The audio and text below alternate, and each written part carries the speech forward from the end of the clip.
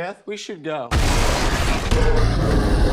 Personally, I'm a huge fan of Deadly Beast Goes on a Killing Spree films. I rent every mediocre shark attack movie when it launches straight to streaming because there's something oddly satisfying about watching arrogant, headstrong, generally unlikable surfers or college kids on a boating trip gone awry get torn to shreds. It rules. Cocaine Bear has all those cheap guilty pleasures in spades, but unlike something like Sharknado, its coked up bear is actually convincing enough to be scary when it tears apart every morally questionable person it comes across. Surprised by that rain this morning? I know I was. Leave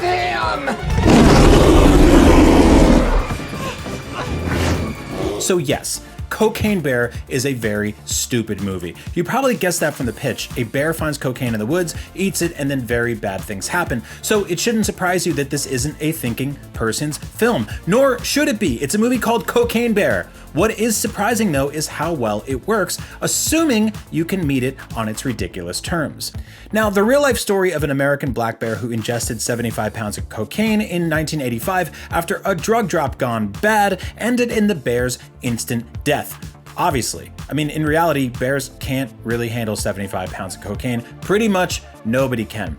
The movie Cocaine Bear, on the other hand, proposes what if that bear had instead lived and gone on a rampage through a dense forest, killing nearly everyone in its path while hunting down even more cocaine, a substance it has become quite fond of. But unlike things like Snakes on a Plane, a movie that asks what if there were snakes on a plane, or Sharknado, a movie that asks what if there were sharks in a tornado, Cocaine Bear is actually surprisingly well made. Horror and comedy themes have always had the chance to be at odds with each other, but in Cocaine Bear they bounce off each other well. That's not just because the entire concept is absurd, but also because every single person and animal on screen is fully, completely committed to the bit, and there's an infectious sense that they were very clearly having an absolute blast making this movie. What the hell have you got a gun for? Put that away! Shoot it! Now, characters and costumes are totally hammed up, from Ray Liotta's sleazy drug kingpin grandfather to Margot Martindale's self-absorbed and inept park ranger. The writing itself can best be described as weird and absurdist, leaning in the direction of parodies like Wet Hot American Summer, Hot Rod, or Tucker and Dale vs. Evil. So if you're not into that particular flavor of alt comedy, the jokes might be hit or miss for you personally. But the silver lining here is that if a comedian doesn't click with you at a comedy club, you usually have to suffer through the rest of their set before they saunter off stage. In Cocaine Bear, you'll probably see them get promptly mauled to death. The horror aspect of it is kind of like Jaws. It played on the fear that you could become shark food the next time you spent the day at the beach, and it amped that fear up to 11 by making a shark that's enormous and intentionally hunting people, which doesn't really happen. Along the same lines, any of us might encounter a large bear on a camping trip, but none of us will ever encounter one on tons of cocaine. At least I hope not. So a Cocaine Bear scenario will not happen to you or your family, and that makes it immensely fun watching it happen to other people, especially when several of those people don't really have the best motives in mind.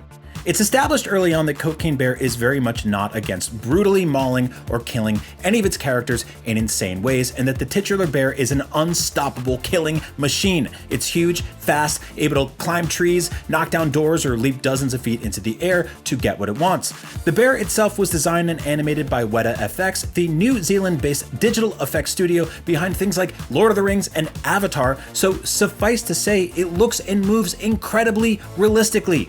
Or, at least believably as one would imagine a bear hopped on cocaine to be. Never actually seen one, but, this feels right. Now, the kills here mostly work because they're gory, maniacal, and often just straight up hilarious. In reality, bears don't generally bother to kill their victims before eating them. They just start ripping and tearing. Throw in cocaine, and it's definitely much less likely to handle its dinner with grace. It's brutal, but you're not quite rooting for most of the characters because many of them don't have enough time to make a smart decision given the insane situation they've just found themselves in, and several of them are straight up bad but likable people attempting to find cocaine themselves.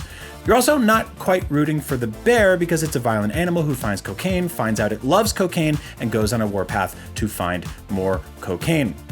Rather, we're watching a bunch of chaotic elements get dumped into a forest and celebrating with selfish glee as they all begin to clash violently and comedically. When the bear shows up in a scene, we have no idea if it's fiending for human blood or its next fix, so pretty much anything could happen.